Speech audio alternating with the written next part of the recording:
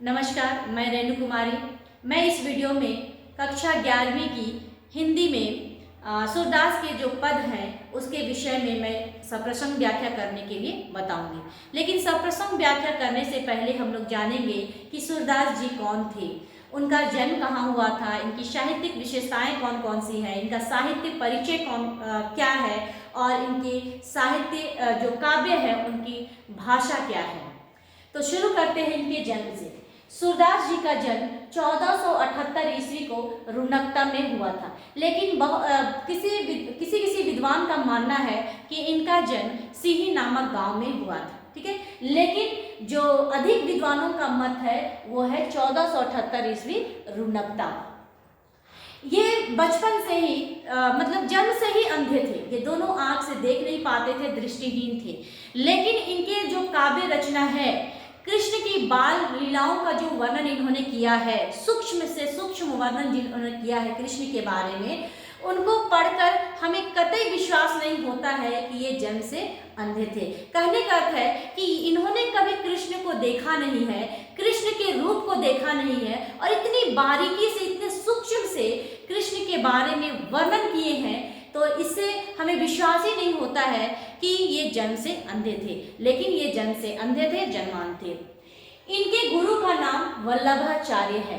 इनका जो गुरु है वल्लभाचार्य, इनसे मुलाकात हुई थी गौहाट में। गौहाट में वल्लभाचार्य से इनकी मुलाकात हुई थी, भेंट हुई थी और उसी समय ये भजन बहुत ही एकाग्रता से सुनाते हैं वल्लभाचार्य को। तो वल्लभाचार्य इनके भजन गीत से इतने खुश होते हैं, इतने प्रभावित होते हैं कि उसी समय से सूरदास को अपना शिष्य मान लेते हैं।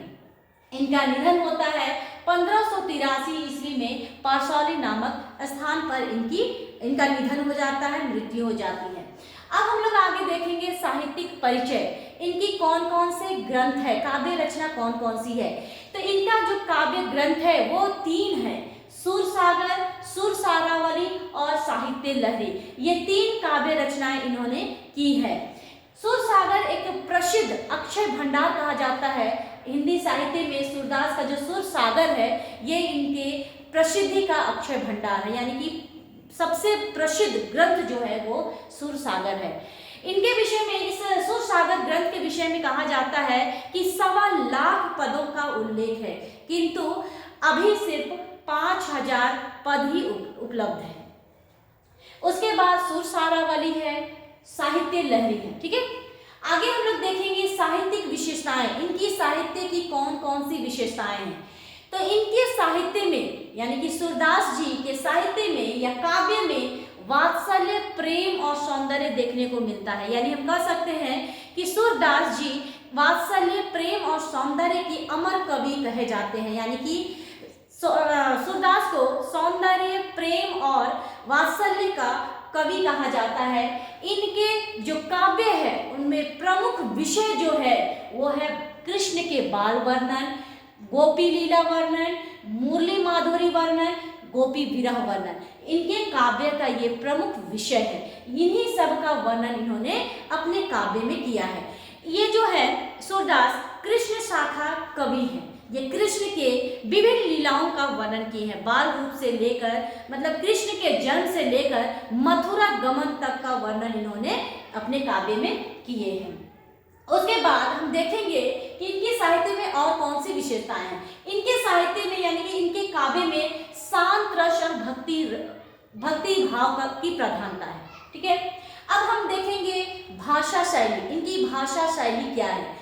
इनकी भाषा शैली, यानी कि इनके काव्य जो है वो ब्रजभाषा में लिखा हुआ है। इनका जो काव्य है वो ब्रजभाषा में लिखा हुआ है और उनके काव्य में उत्प्रेक्षा अलंकार, अनुप्रास अलंकार, यमक अलंकार का सुंदर प्रयोग किया गया है। यानी कि अलंकारों की छटा भी इनके काव्य में देखने को मिलेगा। उसके बाद इनके काव्य में मुहावरों और लोकोक्ति के प्रयोग से भाषा को और प्रभावशाली बना देते हैं। इनके काव्य को और भी रोचक बना देते हैं और भी प्रभावशाली बना देते हैं। तो इनकी जो भाषा है ब्रज भाषा है, लेकिन भाषा और इनका जो अलंकार है उनका बहुत ही सामंजस्य वर्णन है। भाषा का और जो अलंकार है, रस है, इन सब का सामंजस्य वर्णन है, यानी कि बहुत ही सुंदर तरीके से इन्होंने अपने काव्य में इन सब का वर्णन किया है। तो उसके बाद एक जो सुर सागर जो मैंने बताया कि ये सुर सागर इनका बहुत ही चर्चित और प्रसिद्ध ग्रंथ है। ये सुर सागर ये गैर शैली में लिखा हुआ है, ठीक है। तो इस प्रकार से ये सूरदास का परिचय है। हम लोग जाने इनके जन्म के विषय में, इनके साहित्यिक परिचय जाने, इनके साहित्यिक विशेषताएं जाने, इनकी भाषा के बारे में जाने। नेक्स्ट वीडियो में मैं सूरदास के पद का सप्रसंग व्याख्या करने के लिए बताऊंगी। धन्यवाद।